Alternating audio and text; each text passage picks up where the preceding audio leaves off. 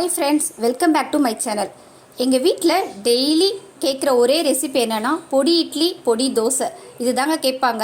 இந்த இட்லி பொடி எப்படி ரெடி பண்ணுறதுன்றதை பார்க்கலாம் வாங்க. இப்போது உளுத்தம்பருப்பும் கடலைப்பருப்பும் சேம் குவான்டிட்டி அதே கிழங்கு நான் எடுத்திருக்கேன். அதில் பாதி பார்த்திங்கன்னா பொட்டுக்கடலை ப்ளஸ் வேர்க்கடலை ஒரு 5 பூண்டு தட்டி எடுத்திருக்கேன். ஒரு 2 ஸ்பூன் வெள்ளை எள்ளு, தேவைக்கு ஏற்ற மாதிரி காஞ்ச மிளகா, கொஞ்சோண்டு கருவேப்பிலை. இது எல்லாமே நம்ம வறுத்து எடுத்துக்கலாம். தவா ஹீட் பண்ணிக்கோங்க. எல்லாமே ரொம்ப பொறுமையாக சிம்மில் வச்சு தான் நம்ம டோஸ்ட் பண்ணி எடுக்கணும். கேஸ் ஃபுல் சிம்மில் வச்சு தான் நம்ம இது ரோஸ்ட் பண்ணணும்.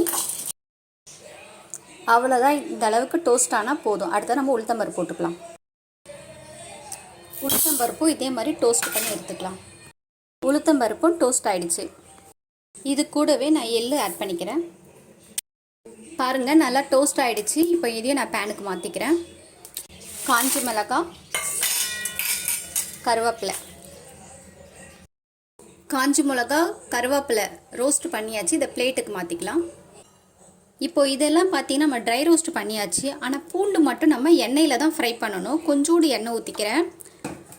இதில் பூண்டு மட்டும் எண்ணெயில் தான் வதக்கணும்.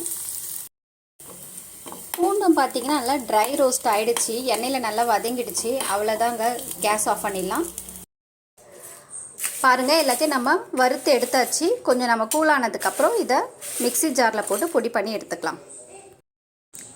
மிக்ஸி ஜாரில் பொடி பண்ணிக்கிறேன். இதுக்கு தேவையான அளவு நான் கல் உப்பு ஆட் பண்ணிக்கிறேன். அவ்வளோதாங்க, ஒரு டேஸ்டியான இட்லி பொடி ரெடி ஆகிடுச்சு. இது கூட பெருங்காயம் ஒரு ஸ்பூன் ஆட் பண்ணணும். அதை நான் சொல்ல மறந்துட்டேன், ஆட் பண்ணிக்கோங்க. இட்லியை சின்ன சின்ன க்யூப்ஸாக கட் பண்ணி அது கூட கொஞ்சம் நல்லெண்ணெய், கொஞ்சம் நெய் விட்டு இட்லி பொடி நிறைய தூவி சாப்பிட்டா அட அட அட டேஸ்ட்டு சொல்லவே வேணாங்க. அல்டிமேட்டாக இருக்கும். ட்ரை பண்ணி பாருங்கள்.